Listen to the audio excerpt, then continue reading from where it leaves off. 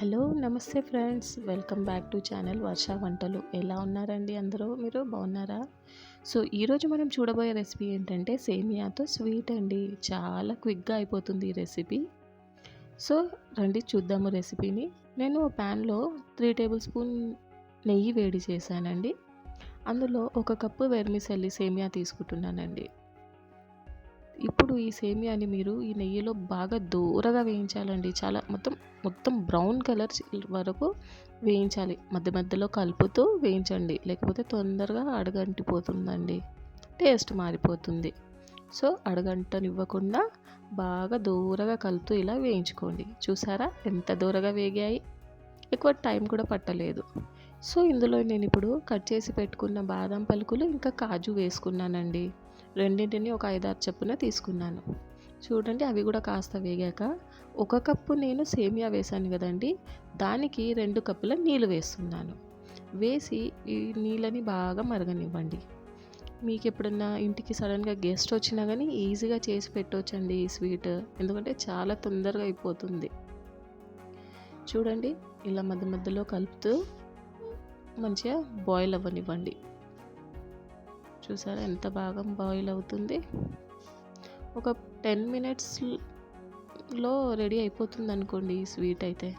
చూడండి నీళ్ళు కాస్త దగ్గర పడ్డాక, అంటే కాస్త నీళ్ళు తగ్గాక ఇందులో నేను 1/4 కప్పు పాలు పోసానండి.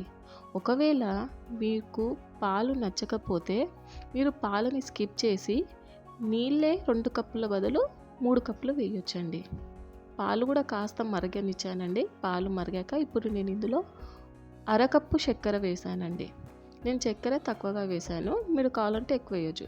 ఇందులో నేను మిల్క్ మేడ్ కూడా వేస్తానండి, అందుకే చక్కెర తక్కువ వేసాను.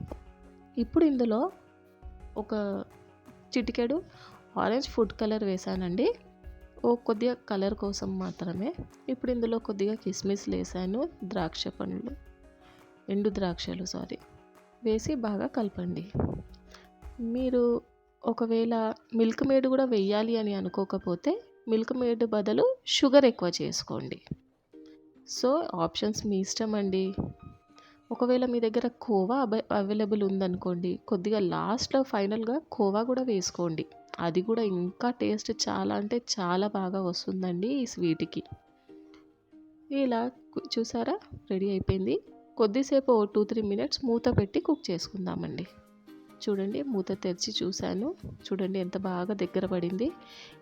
చూడండి స్వీట్ ఎంత బాగా దగ్గర పడిందండి. ఇప్పుడు ఇందులో ఒక 1/2 చెంచా ఇలాచీ పౌడర్ వేస్తున్నానండి. ఎప్పుడైనా స్వీట్లో ఇలాచీ పౌడర్ లాస్ట్లో వేసారనుకోండి చాలా టేస్టీగా ఉంటుందండి. ముందే వేసేసారనుకోండి కొద్దిగా టేస్ట్ చేంజ్ అవుతుందండి. సో లాస్ట్లో నేను కొద్దిగంత నెయ్యి వేసాను పైనుండి. చూడండి మన స్వీట్ రెడీ. స్టవ్ ఆఫ్ చేసేయండి. ఇంకా కుక్ చేశారంటే గట్టిగా అయిపోతుందండి, ఎలాగో చల్లారాక ఇది గట్టిగా అవుతుంది. చూడండి ఆహా ఎమ్మి ఎమ్మి సేమియా స్వీట్ రెడీ అండి.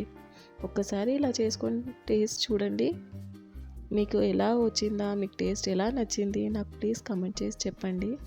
ఇప్పటి వరకు నా ఛానల్ని ఎవరైతే సబ్స్క్రైబ్ చేసుకున్నారో వాళ్ళందరికీ చాలా చాలా చాలా చాలా థ్యాంక్స్ అండి.